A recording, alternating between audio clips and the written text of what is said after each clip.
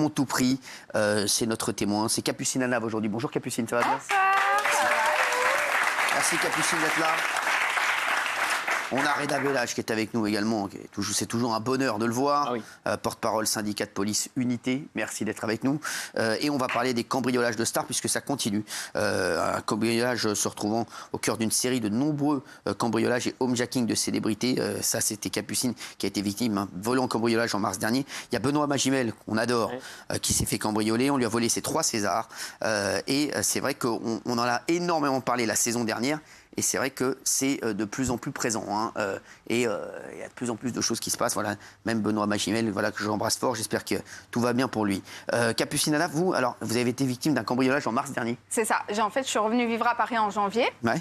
Donc, du coup, en déménageant, il y a eu des petits problèmes de plomberie. Alors moi, c'était pas ciblé parce que je sais que souvent, on dit il y a notre adresse qui tourne sur WhatsApp, sur les réseaux. Et en fait, moi, c'est plus parce que j'ai pas eu l'intelligence, j'ai tapé urgence plomberie sur Google, donc ne le faites jamais chez vous. Et j'ai tapé le 2e lien pour avoir un plombier d'urgence pour pouvoir faire des machines parce que mon robinet était cassé. Donc du coup, il y a 2 plombiers qui sont venus. Donc déjà, j'ai trouvé ça un peu bizarre parce qu'en général, quand ils viennent pour réparer un robinet, ils viennent seuls. Enfin, j'ai déjà eu affaire à des plombiers. Ouais. Et en plus, ils étaient habillés d'une façon, un peu, voilà, ils n'étaient pas dans une tenue de plomberie, quoi. C'est quoi une tenue de plomberie? Je sais pas, je vais pas dire non, mais normalement, je sais pas, si tu viens réparer chez moi, il y a Hanouna.com, quoi, tu vois, derrière, donc je sais pas. Non, lui, là, ils étaient en survêt, TN, voilà, que des personnes qu'on peut croiser dans la rue. Tranquille, et, quoi. Voilà, et un mois et demi après, on part au ski en vacances, et je pense que, enfin, c'est pas je pense, je suis sûre, parce qu'après l'enquête, ils l'ont avoué, qu'ils m'ont reconnu quand ils sont venus faire les travaux chez moi. D'accord. Et ils ont regardé sur Instagram, ils ont attendu que je sois au ski, et ils sont venus... la première nuit où j'étais partie, ils sont venus cambrioler, ils étaient 4. Ah ouais. Et les 2 plombiers faisaient partie justement du cambriolage. Ils avaient repéré chez moi et ça a été franchement assez violent. Et j'ai relativisé un petit peu en me disant, ça aurait pu être pire, j'aurais pu être chez moi avec ma fille. Ouais. Ah ouais. On n'était pas là, donc, mais franchement, c'est assez violent et traumatisant. Et après, le major Baudet, franchement, ils ont tous été... j'ai réussi à m'en remettre assez rapidement parce que ils ont été au top. Par exemple, l'assurance, je ne savais pas, ils mettent en place un truc spécial avec des psychologues si jamais il y a un problème par rapport à la psychologie et tout. Et le major Baudet de la cellule cambriolage Nord des Hauts-de-Seine, c'est ça, il a vraiment fait un travail exceptionnel. Et notre ami qui est ici vient de me confirmer. Non, mais je le savais, mais qu'ils ont été retrouvés. Et il y en a un qui a pris 18 mois ferme. Et non.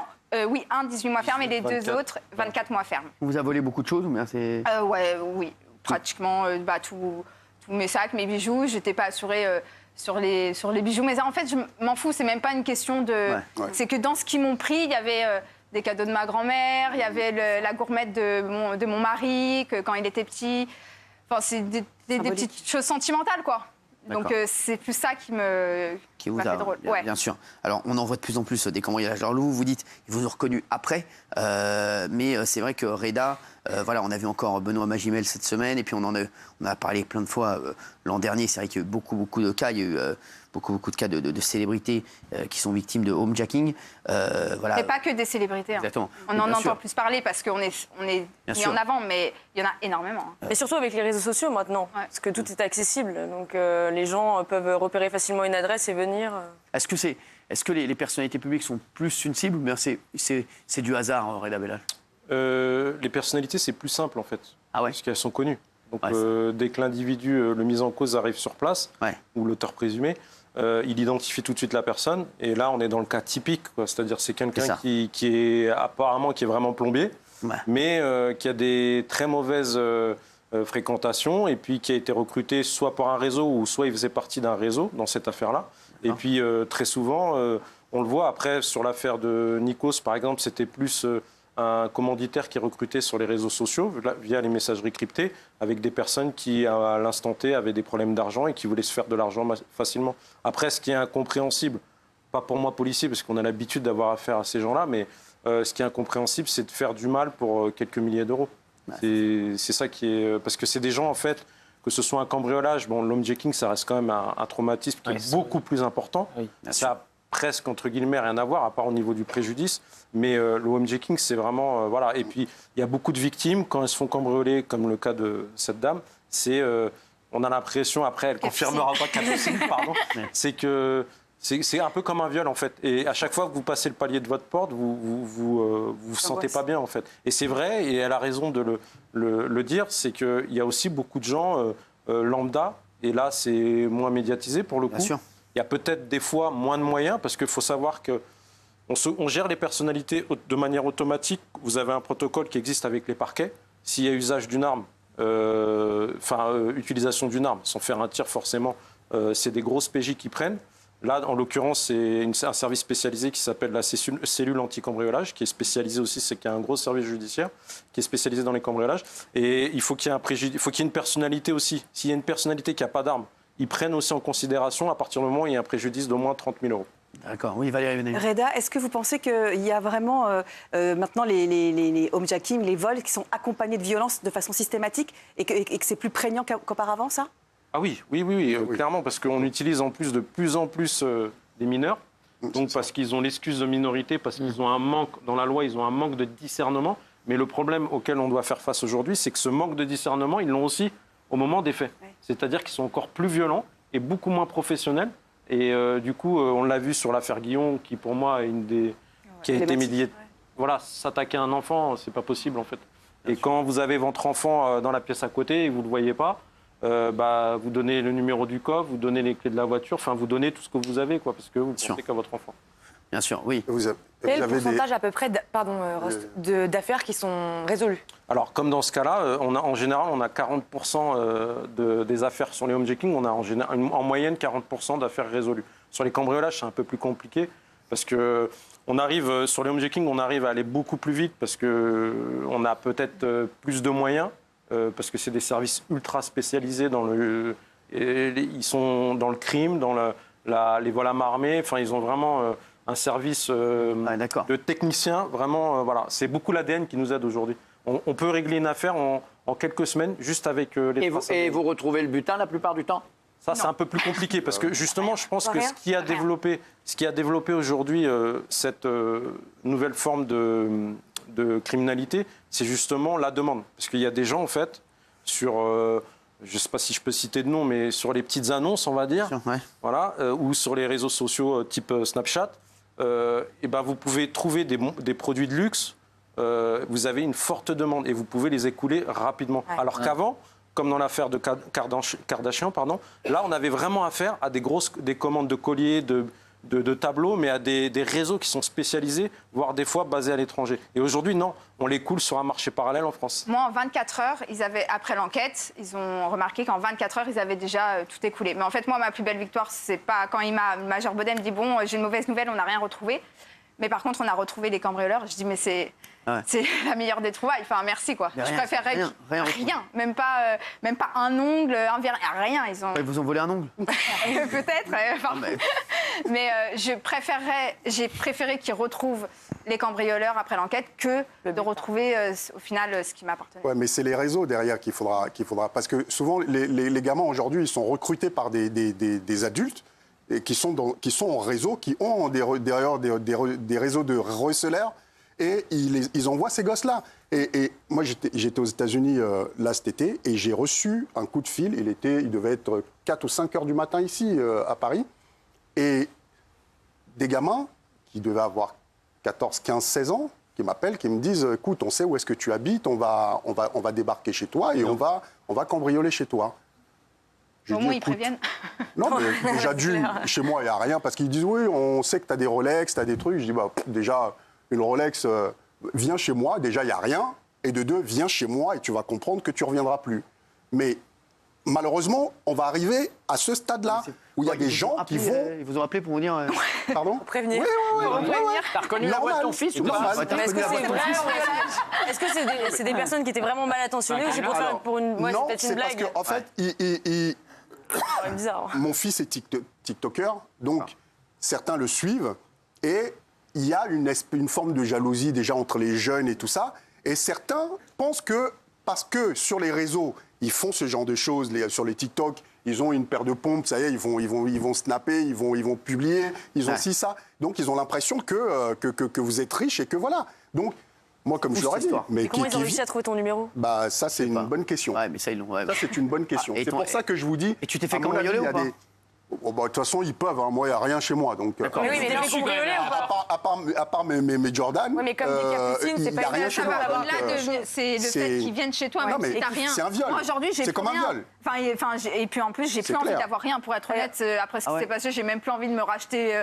Voilà. Mais même s'ils reviennent, c'est ça, le fait qu'ils viennent chez toi, qu'ils violent ton intimité. Moi, j'ai vu ma porte d'entrée. J'avais l'impression qu'il y avait des pas par terre. Ça vous a pas donné envie de déménager? Vous êtes pas déménagé. Si, mais je venais d'être propriétaire un mois avant, quoi. Donc c'est. Ah, c'est ça. C'est compliqué après, quoi. Donc vous y êtes fait, vous y arrivez, là vous. Après, j'ai mon assurance qui a été vachement là psychologiquement.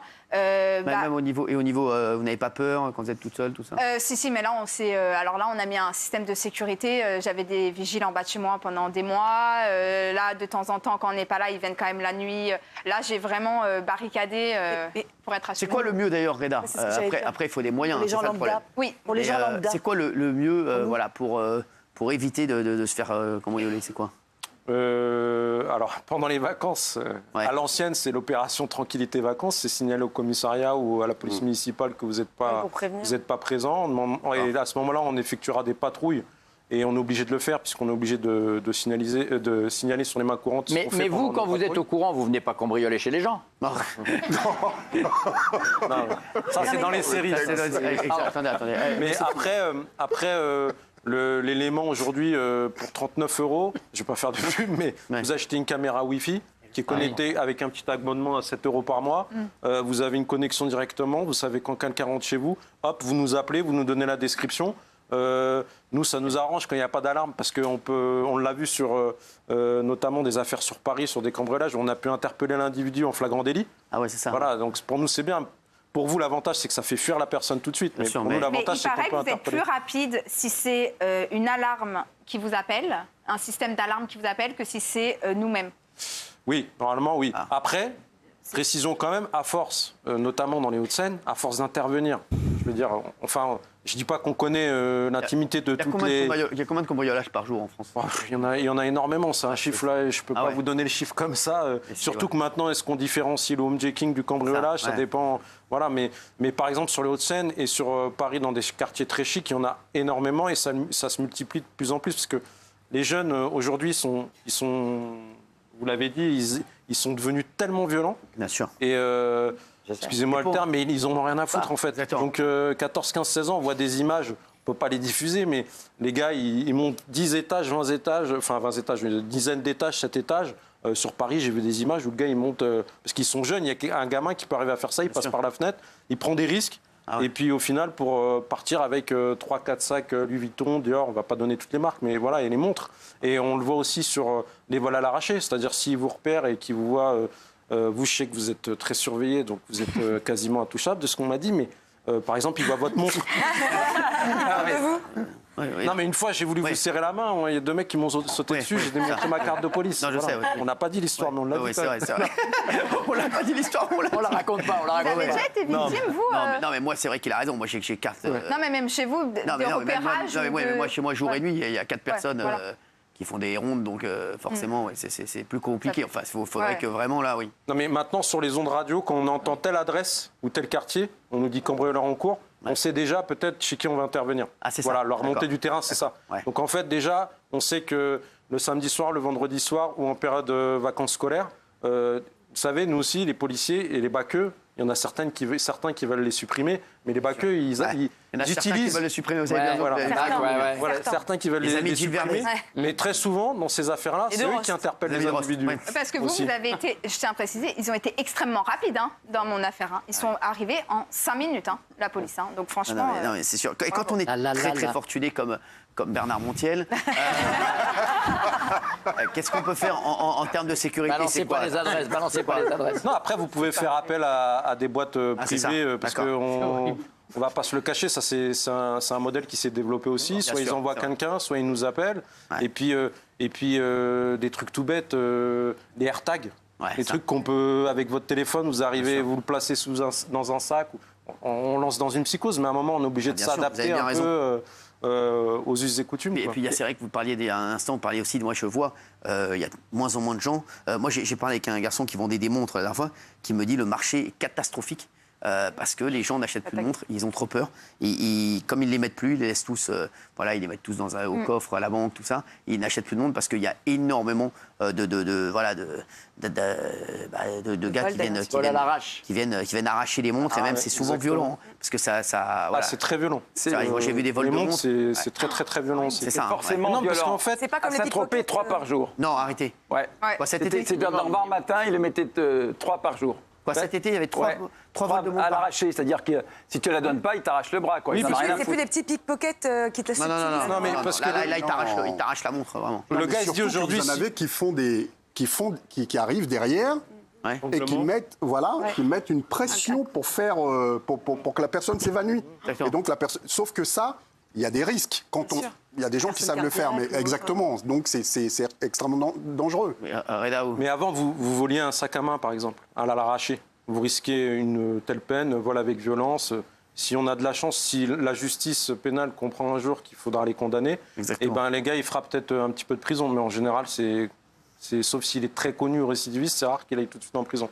Donc là, le mec, il se dit, si j'arrache une montre, je peux gagner 10 000 euros. Si j'arrache un sac à main, je vais gagner 50 euros. Au final, j'aurai peut-être la même peine. Donc du coup, malheureusement, ça encourage le délinquant à s'orienter vers ce type justement de délinquance. C'est fou parce que aujourd'hui, vous soulevez un problème, encore une fois, c'est le problème de la justice. Alors là, il va y avoir sanction. Je peux vous donner un exemple sur les homejacking. Les collègues de groupes de répression du banditisme et autres, ils me disent le problème auquel on fait face, c'est que donc c'est criminel en fait.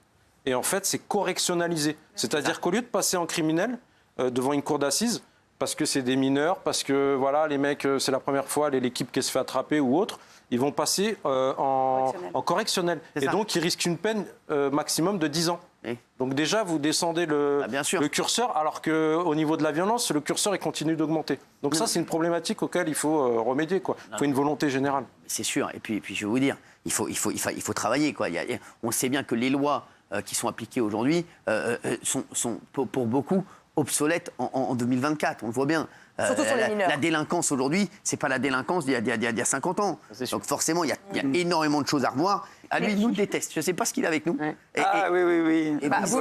Oui, c'est le minimum qu'on puisse dire. Vous le mettez souvent face à ses carences aussi. Il m'a bien accueilli cet été, je dois dire. Quoi, vous l'avez vu cet été? Oui, je l'ai vu cet été au Festival de Ramatuelle et j'allais lui serrer la main parce que je suis bien élevé alors qu'on s'était déjà engueulé. Et il a refusé de nous serrer la main. Vous allez dire encore que c'est une agression. Il me dit, alors votre émission de merde, Hanouna, etc. Je lui dis, vous parlez très bien pour un ministre. Alors je lui dis, vous étiez déjà excusé une première fois. Je souhaite que vous alliez vous excuser à nouveau. Non, je ne suis pas vraiment excusé. Ah bon, vous m'avez invité à déjeuner 5 fois et j'ai refusé 5 fois. Alors, voilà. Alors, dans tous ces potes, rien à foutre. Non, il a été très violent et très désagréable. J'étais surpris. Même moi, je suis gentil, j'allais le resaluer. Parce que c'est bon, on a tourné la page, parce qu'il s'était excusé. Ouais. Il a refait, quoi. Il a refait. Ah non, mais il est tellement imbu de sa personne qu'il est... Il est persuadé. On va dire son nom parce qu'on l'a pas dit plus, c'est Éric Dupond-Moretti. Exactement, justement. Mais il est d'une arrogance. Moi, je l'ai connu à l'époque où on était dans d'autres combats dans les quartiers. Et quand je revois ce monsieur en tant que ministre et qu'on lui explique certaines choses par rapport à la politique actuelle, par rapport à certaines décisions qui ont été prises, et qu'il vous regarde et il vous dit mais vous y connaissez rien, moi je sais. Et vous savez rien. On a vu qu'il savait rien. D'une arrogance absolue, absolue. Un mépris absolu. Et aussi, il a la réputation aussi d'être particulièrement agressif et grossier en privé quand on le croise. Et on se rappelle quand même qu'il a commencé son mandat en allant... Sa première action, c'était d'aller rendre visite aux prisonniers et de s'afficher avec eux en train de jouer au baby-foot et des grandes tapes dans le dos. Et c'est là qu'on a juste à la main le ministre des prisonniers. Non, c'est des atouts en termes d'image. Ça, à la limite, moi je trouvais ça marrant. Mais le truc, vous savez que je l'ai rencontré moi dans un restaurant un jour, Éric Dupond-Moretti. J'ai rencontré il n'y a pas longtemps. Vous n'avez pas raconté vos potes? Non. J'étais avec tous mes potes et en fait, il voulait pas me regarder. On était avec des potes, on était avec 6 potes, on faisait un bordel pas possible dans le restaurant. Et il n'a pas voulu me regarder à chaque fois. Et donc voilà, j'ai fait, arrêtez pas de lui faire ça. Tout ça il était dans son assiette, il voulait pas nous voir. Non, mais sans rigoler, c'est vrai, c'est une vraie histoire. Et je vais raconter, j'étais même avec des gens connus, je vous jure que c'est vrai. J'étais avec un humoriste qui me dit, moi j'ai trop de problèmes déjà, je vais sauter par la fenêtre, je ne peux pas assister à cette scène. Non mais je te jure, on était toute une table et il y en avait pas un qui le connaissait, qui était pote avec lui. Et moi, il voulait pas me regarder. J'ai essayé de regarder son regard parce que je voulais lui dire, écoute, j'ai l'impression que tu parles beaucoup de moi, dis-moi ce que tu as à me dire aujourd'hui. Et finalement, j'ai pas pu le voir. Il était avec sa femme. Mais vous savez pourquoi il pouvait pas vous regarder? Pourquoi? Parce qu'il peut pas s'en empêcher. C'est-à-dire qu'à la moindre étincelle, que si vous avez regardé, il y aurait eu l'étincelle. Il préfère ne pas vous regarder parce qu'il ne peut pas s'empêcher d'exploser et de créer des scènes publiques qui sont souvent filmées et qui lui donnent une très mauvaise image. Et il était avec sa femme. Il était avec sa femme. Il était avec les deux Dupont, mort et Ti. Oh, merci. Merci, magnifique, merci. Merci Reda Bellage d'avoir été avec nous. Toujours un bonheur de vous voir. On espère que ça va bouger dans le bon sens pour la police, pour la gendarmerie, pour la justice. On espère que ça va bouger dans le bon sens dans ces prochains jours parce qu'on essaie toujours d'avoir espoir, hein, vous le savez, les chéris. Dans un instant, on va parler d'Alain Delon. Hommage, révélation et souvenir du monstre sacré du cinéma. Tiens, vous pouvez rester. Si vous étiez avec Alain Fabien, vous, pendant des... Oui, si vous voulez, oui, je reste. Vous voulez rester ou pas? Oui. Si ça vous fait plaisir. Bah quoi, mais si vous voulez, moi ça me fait plaisir. Ça me fait toujours plaisir de vous voir. C'est parfait. Voilà.